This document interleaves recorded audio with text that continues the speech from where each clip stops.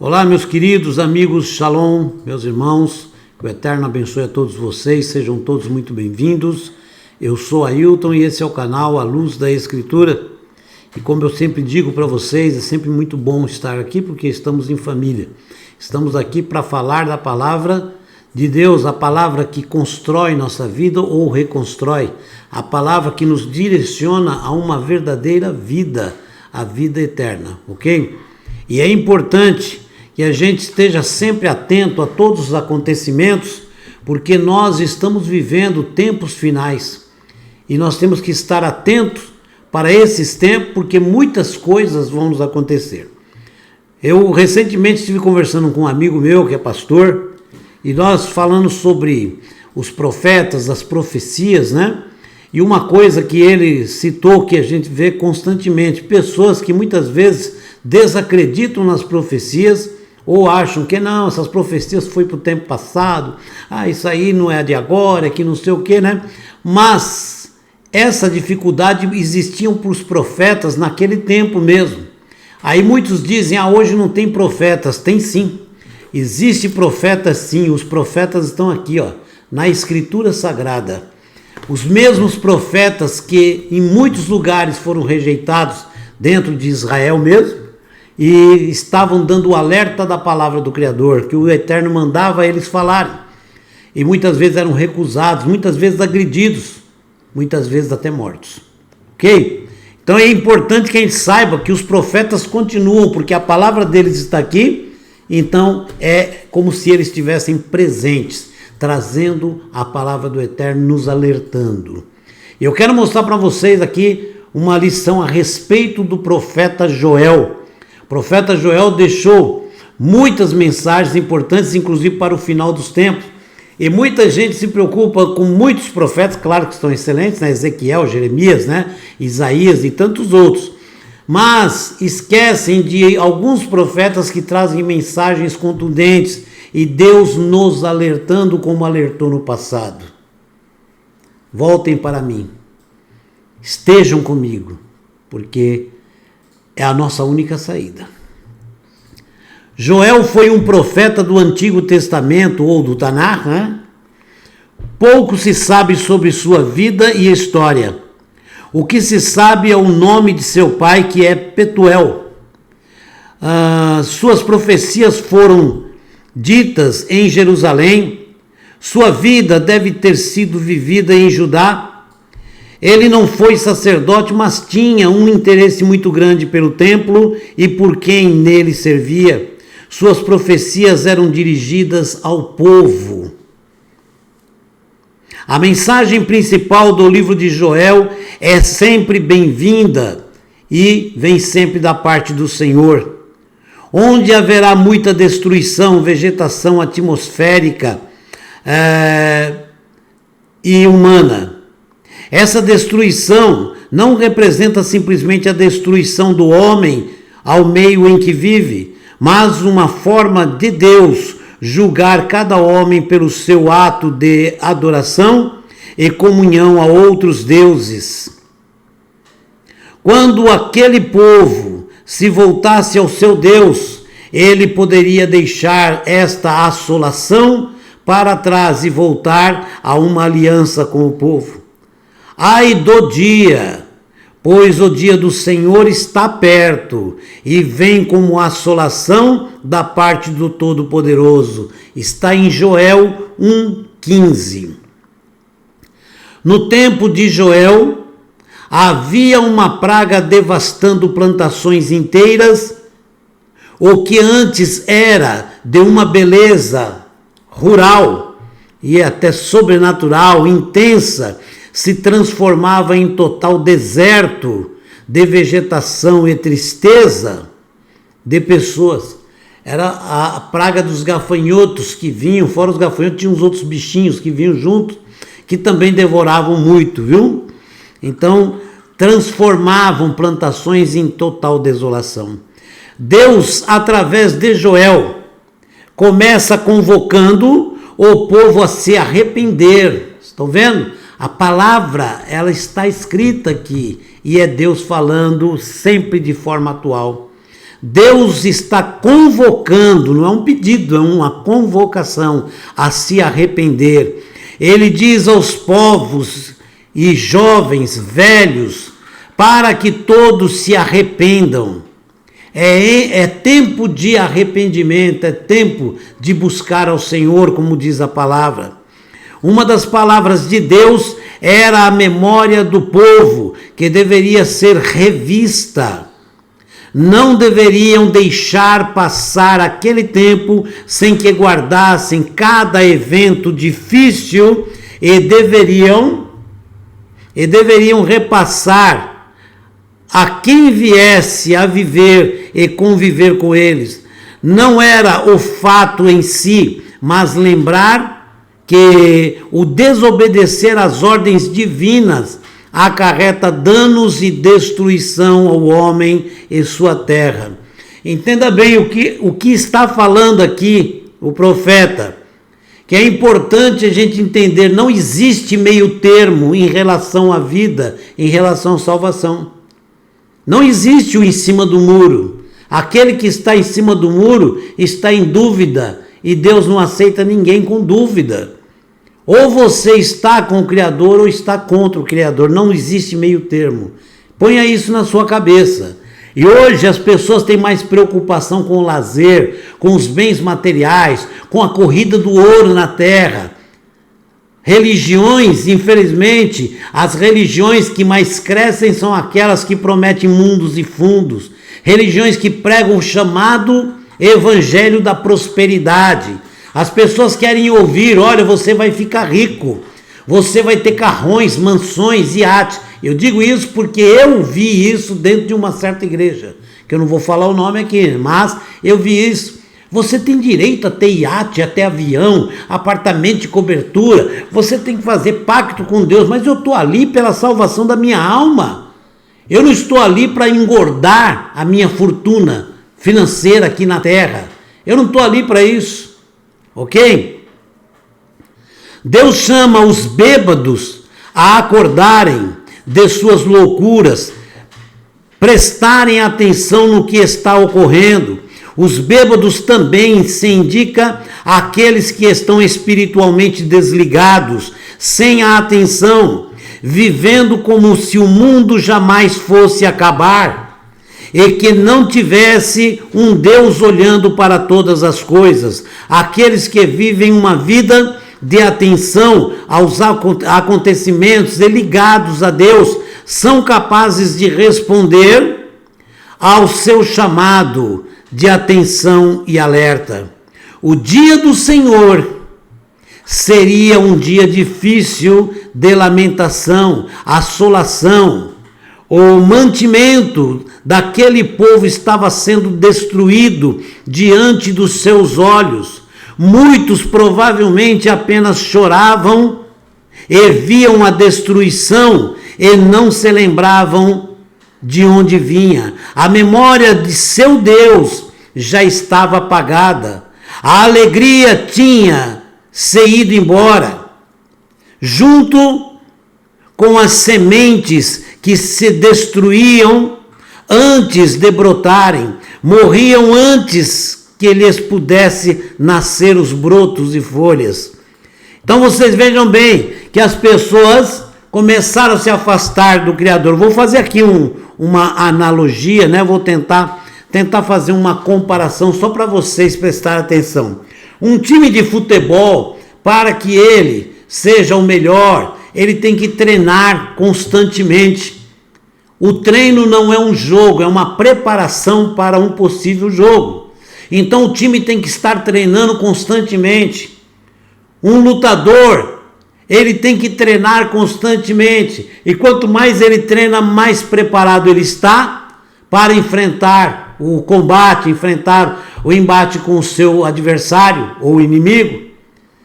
Então, assim, para que ele esteja melhor preparado, ele tem que treinar. A mesma coisa é a vida daquele que serve a Deus, seja ele cristão, judeu, seja quem for. Nós temos que estar constantemente nos preparando. Como? Estudando a palavra, nos aprofundando, tomando conhecimento de tudo que Deus quer de nós e para nós. Isso quer dizer preparo. Nós temos que estar preparados. O meu povo perece por falta de conhecimento. Aquele que não treina todos os dias, não se prepara, ele começa a se enfraquecer. E logo ele será substituído, porque virá outro mais dedicado e tomará o lugar dele. Assim é na fé. Se você não estiver se preparando todos os dias, você vai acabar sentando no banco de reserva. Você não está se interessando, chega um momento que você nem no banco de reserva senta. Você começa a deixar Deus de lado. E você se preocupa com os bens materiais. Não é pecado você lutar por uma casa, um carro, por ter dinheiro no banco, para ter um pouco de conforto. Não é pecado. Não estou falando disso. Estou dizendo que a nossa vida não gira em torno disso. Isso são consequências, porque o próprio Criador deixa na sua palavra, já bem claro. Busca o reino dos céus e sua justiça, e tudo mais vos será acrescentado. Deus, ele acaba gratificando, ele acaba atendendo os anseios do nosso coração por causa da nossa busca. Temos que estar junto ao Criador. O maior benefício, a maior riqueza que podemos ter é a vida eterna. E quando você vai a um local religioso, vai lá estudar a palavra, vai lá cantar, louvar, orar, você vai com o intuito, é o intuito da salvação. Nós não podemos chegar dentro de uma instituição religiosa para buscar a Deus no intuito de ter carros importados, ter casas caríssimas, ter fortuna. Porque o Criador já nos dá uma palavra. Aqueles que ensinam o chamado evangelho da prosperidade estão mentindo, não tem base bíblica, porque o Criador já nos fala. Busca o reino dos céus, é o que ele manda buscar. Busca o reino dos céus. E aí ele está falando que o resto vos será acrescentado. Em nenhum lugar na Bíblia Deus está falando, vá lá para buscar riqueza comigo. Não podemos tratar o Criador com desse respeito. Porque o Criador não está importando com riqueza material, está importando com a nossa alma, que é a maior joia, a maior riqueza que nós podemos ter. Então, nossa dedicação tem que estar com a palavra do Criador, certo? Os animais nos campos passam fome, pois o capim se acabou. A mortandade chega ao gado também. O fogo dilacerou o pasto e suas árvores. Nada ficou de pé para ser aproveitado. Este estado sendo realmente um dia escuro e sem esperança. Quando observamos o Antigo Testamento, ou o Tanar, não tem como não compará-lo com os dias atuais. O profeta continua clamando arrependimento. Olha a preocupação do profeta. Arrependei-vos. O próprio Jesus do Novo Testamento fala o quê? Arrependei-vos. A preocupação de Deus não é com os bens materiais, ele já falou, eu te dou tudo, mas busca o reino dos céus. Ok? O profeta, então, ele continua clamando arrependimento, mas poucos ouvem. Queremos a teologia da prosperidade, queremos o ganho fácil e rápido, não lembramos mais da aliança feita com Deus quando o encontramos, queremos a pregação mastigada ao invés de debruçarmos sobre a Bíblia e pedir a Deus que nos ensine os seus caminhos. Isso são joias preciosas. E claro que Deus nos recompensa com uma vida aqui muito melhor. Não contamos mais aos nossos filhos que todo e qualquer pecado entristece o coração de Deus e a consequência virá. Apenas damos ordens a Deus quando gritamos, isso eu já vi muito. A congregação que determine sua vitória. Eu vou determinar aqui que eu vou ter minha empresa. Eu já vi isso. Eu vou determinar aqui que eu vou ter o meu carro importado. Eu vou determinar aqui que eu vou ter uma mansão gigante. que eu vou poder viajar para o mundo inteiro, eu vou determinar. Por que você não se autodetermina a encontrar a salvação, a servir o seu Deus, que é muito difícil nesse mundo? Não é uma coisa fácil, é uma grande luta servir ao Eterno nesse mundo, nessa vida, com tantas coisas nos obstaclando, né? Proibindo nós de servirmos ao Criador. As chuvas invasoras, a seca, a violência tem chegado até nós, e o que estamos fazendo? Alguns se embriagando com desculpas de esquecer, outros se divertem, pois não sabem que dia acabará, outros nem sabem em que tempo estamos vivendo, mas o dia do Senhor chegará. O dia do Senhor está às portas, para todos nós, não importando o que você seja, ou onde você esteja, ou o que você esteja fazendo. Gritamos por todos os canais que a violência é organizada, o crime é organizado, a destruição parece organizada, só parece. Tem ares de organizado, mas são ordens satânicas que seguem. Deixamos as ordens divinas de lado. Deus conhece o poder da disciplina e o coração de cada um. A disciplina se faz com a vara. Ele corrige porque quer ser seu povo, quer ver o seu povo voltado para ele e ter aliança com ele. Mas estamos bêbados em nossos pecados, totalmente embriagados, não conseguimos ver nada, cegamos nosso entendimento. Não queremos consertar, pois leva tempo e esforço. Somos como a geração de Joel. Clamamos, mas clamamos as pessoas erradas. Assim como no tempo de Joel, ainda há tempo para arrependimento. E é isso que Deus hoje nos alerta, e espera que nós façamos.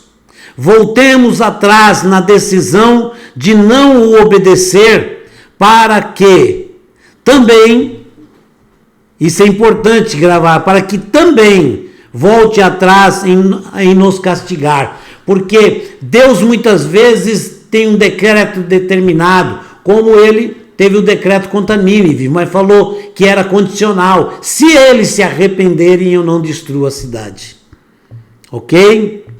Todavia, ainda agora diz o Senhor, convertei-vos a mim de todo o vosso coração, e isso com jejuns, e com choro, e com pranto, e rasgai os vossos corações e não as vossas vestes, e convertei-vos ao Senhor vosso Deus, porque ele é misericordioso e compassivo, tardio em irar-se e grande em benignidade, e se arrepende de fazer algum mal, ou permitir algum mal na nossa vida, se nós nos arrependermos. E rasgai o vosso coração e não as vossas vestes, e convertei-vos ao Senhor vosso Deus, porque ele é misericordioso e compassivo, tardio em irar-se, grande em benignidade, e se arrepende de fazer alguma coisa triste conosco, se nós nos arrependermos. Está em Joel 2, de 2 a 14.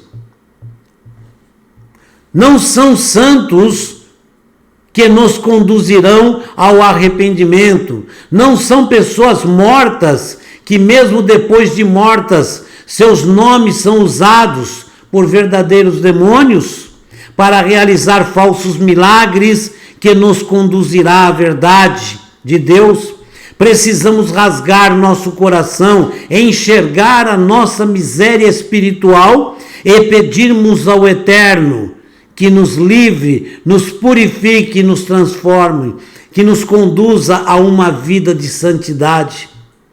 Estamos no vale da decisão, ou decidimos obedecer à palavra de Deus, ou iremos gradativamente experimentando o peso do julgamento divino sem nos despertar? O Espírito de Deus está aqui para nos ensinar como se arrepender, mas não queremos deixá-lo entrar em nossas vidas, pois as mudanças terão que surgir e muitas pessoas não querem mudar, mas devemos trazer à memória que nada ficará impune aos olhos de Deus, enquanto tantos preferem servir ao mal, guiados pelo próprio pai da maldade e as suas bandejas. Deus nos olha com olhar de pena e deseja nos resgatar, quer que chegamos ao pleno conhecimento da verdade e à salvação.